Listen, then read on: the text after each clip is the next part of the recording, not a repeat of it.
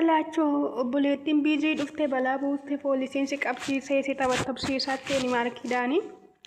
Dubbiin kun kabbaadiidha maarkii waan isaa gargaaru malee dhugaa rabbii.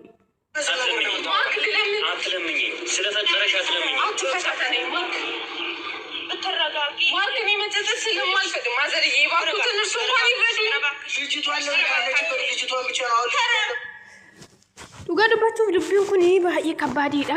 Booda isaa garamitti akka inni deemuun beeku maarkii irraa balaa guddaadhaan geessisuun isaa waan hin oolle jechuudha.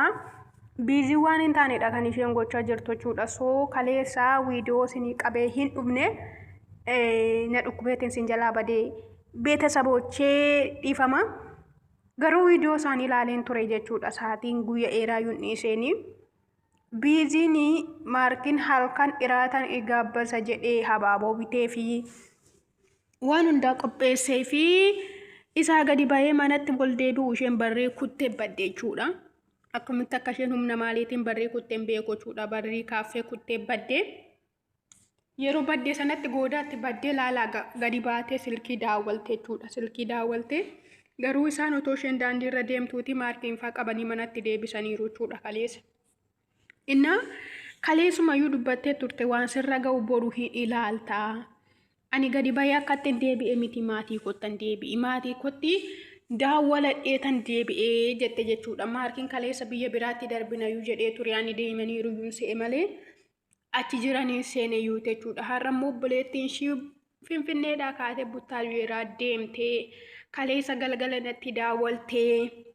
Maarkiin akka kanatti hin beeku nama kabajamaa nama kabajuu nama hamala qabeessattan beekaa. Garuu immoo erga isheen diddee nama biraa wajjiniin ta'uu barbaaddee dirqama yaada ishii kabajuu fi fedha ishii kabajuu fi qabaa. Maatii salphiteetu miti kan inni fudhachuu danda'u. Kabaja maatii gadi buusee kabaja mucaa gadi buusee mucaan waan nagaatti jirtu natti hin fakkaatu. Haalota inni gaafsa natti hin fuudhee deemee yookiin tokko suuyyuu danda'a meeshaa sana jedheetan sodaadhee.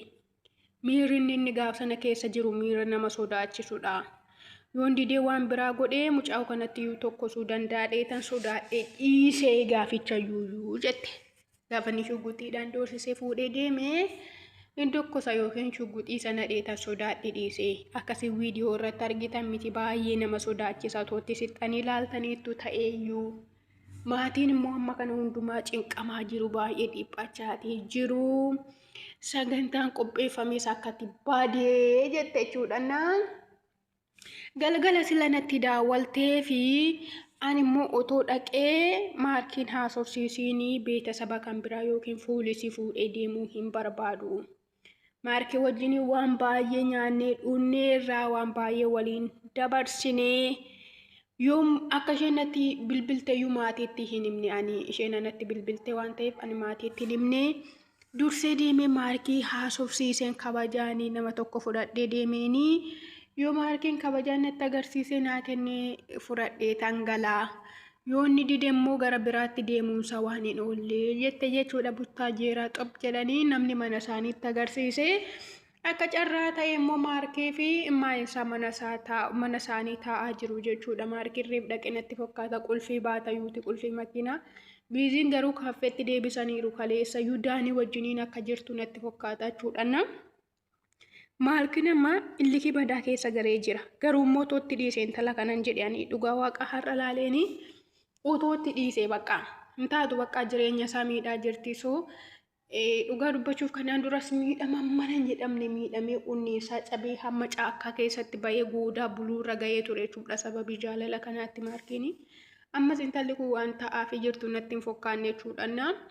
Otoo jaalala isaa hin qabdi ta'ee gadi baatee hamma kanayyuu aarsaa ishee dhaadhee kaffalaa jira jechuudha. Sababii ishee jaalatuuf malee namni tokko nama tokkoof amma kana aarsaan kaffalu jechuudha. Guyyaa meeqadda mana sana fuudhee deemee hamma ammaatti wanti sirratti hin jiru garuu inni sirreessuudha waan baay'ee haala baay'ee mijeessa isheen garuu illikiittiin qabatte waan hin taane gootiini. So namicha biiziidhaa fidan sana immoo birrii dhaadhanii ittoo hirumsiisaa jiru malee biiziin jaalattee miti kun beekamaadha jechuudha.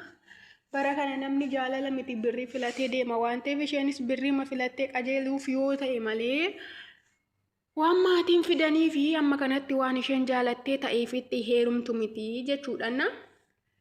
Achi geessee mana jiru waggaatti seenanii mucaa keenya fidaayyuu ta'uu baannaa poolisiidhaan asi qabsiisee itti simsiisa. Kaleessa kabaja keetii dheetanii waan baay'ee waliin dabarsineerra waan ta'eef kophaa kiyya dhufanii tumaatiitti nimiini. Garuun diddatana poolisii sitti waamee tasii tubsiisa. Jetteen jechuudha baay'ee waliin mormaa turanii. Kaleessa akkuma manaa baatee baddee jirtiin jirtu na biraa. Na biraa baatee sitti daawwalte miti silkii namaatiin na bira jirtoodhe maarkin. Hindi jechuudha. Abadan. Yoon fudhadhees an jaalallee kooti kanan fudhadhee. Kaleessa naaf ati waan baay'ee waliin dabarsine. Hamaaf gaarii waliin dabarsineerra. Har'a akkamitti na jala deebitee namni biraa akka inni fuudhu goota too ta'ee jedhe. Utuma iyyuu ta'e akkamitti na jala deebitee akkas goota jedhe jechuudha maarkiriina. Kabajaan natti hin kennitu taanaan beeta saba dhufaa maatii dabalamaa poolisiin si qabsiisa. Shugguxii ati ittiin doorsiste sana torban saayyuu sarara dachaa qabatanii dhufanii mataa kee bittimsuu jetteen jechuudha baay'ee itti fokkoraa turan jechuudha. Shugguxii ati ittiin doorsiste fuutee sana torba kan caalu qabatanii dhufanii ittiin mataa kee bittimsanii si harkaa fuudhuu danda'u mucaa kana. Maatii dabalamaa jetteedha jechuudha. Biiziin na biraa baatee baddeetti. Akkuma kaleessa sitti daawwaltee silkii namaatiin sitti daawwalte ana biraa baatee baddeetti nan beekuu jedhe jechuudha. Mucaa keenya situ fidee dhufe waan ta'eef dirqama nuu fiduu qabda. Kun hin ta'u taanaan mana hidhaa galtaadhan. Maarkiin immoo tasumayyuu nan du'a malee jedhe. Lubbuu koon murteessee lubbuu koon kenna malee yoomiyyuu sitti hin agarsiisudha. Gaafa biizii fudhattee deemtan immoo yookiin ana ajjeestaniitu yookiin waan ajjeestanii reenfa korra dhaabattanii fudhattanii deemtu malee anarraa ishee fuutanii deemtan abadan iyyuudha. Abadan wanta faqqade yoo fiddeeyyuu ani lubbuu kootiin murteesseera. Homtuu maanatti hin fakkaatudha. Biizii na biraa fuudhuu yaaddu taanaan ishee anarraa adda baasuu yaaddu taanaan gaafa lubbuu kona keessaa baastan biizii fudhattu. Isa iddoo kanatti immoo argitee dhufte yoo ta'e immoo ani boru biyya biraatti fuudhee si jalaa deemuu nan danda'a jedhe jechuudha. Bataam itti kabbaadiidha. Nama maarkiin faama boru biyya biraatti darban taanaan harmeesaa qabanii yoo hidhanoo baay'ee kabbaadiidha dhugaa rabbii harmeesaa qabanii hidhuu danda'uun beekamu. Intalli maraatuma maraatti achi maarkii faana walii galtee gadiin teessuu namicha isa kana maalitti argite cilfaan indii akkam jirtu hordoftoota seenuu yuutuub nagaa keessanii nagaadha galata waaqayyoo. Isinillee baga nagaa keessan taatanii warri mana kanaaf haaraa taatan subscribe godhaa nutti dabalamaa faamilii seenuu yuutuub ta'an siniin jedha qimamochee siniin jaaladha siniin kabajamee borummoo maaliin akka dhufamu waaqatu beeka jechuudha. Poolisii qabadheen nufaattee deemtee obboleettiin ishee waan ta'eef waan gaarii nu haa dhageessisu kadhadhaaf isinilleeyyuu maarkii akka waan isaaniin goone jechuudha. Namni miskiinni yeroo hedduu miidhama jechuudha dhugaa rabbii nama gaddisiisa.